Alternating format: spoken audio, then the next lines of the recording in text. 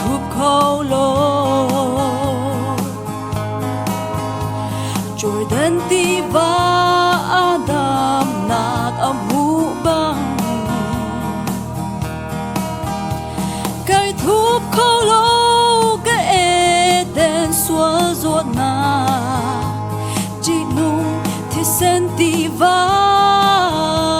long in đam na kamu Calvary tlang vai lam chu có phu Theo nak akasining alang di Katup khâu lô cái Eden xuân ruột na Chỉ nung rung run lệ trắng Gieo men karak si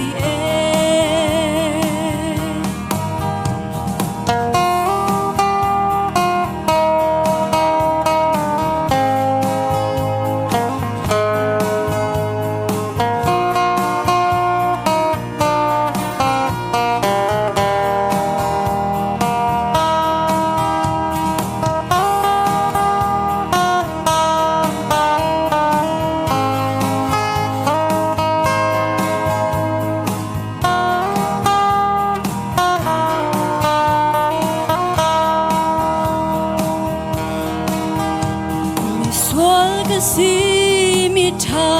bang in kanu thul nom ka si mi thiang bang in kanu ko rua tik a mi thi he ka chap e boi pa nang long ka thiang lim na na si boi ba Calvary tlang vai lam chu ka phu A theo nak akasining alang di Kai thup khâu lô cái Eden xua ruột na Trắng gieo men karak si Sẽ giúp ni riêng tí khi alhambangi Cái khá rau nun nang ni nang alham Cái lum nak sang big chu boy Giêsu na si có bom lô đô nát bia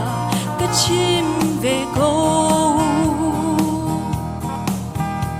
Calvary tlang vai lam chu có phu theo nak akasining alang di Kai thup khâu lô cái Eden xua ruột na Chỉ nung rung run lệ trắng Gieo men karak si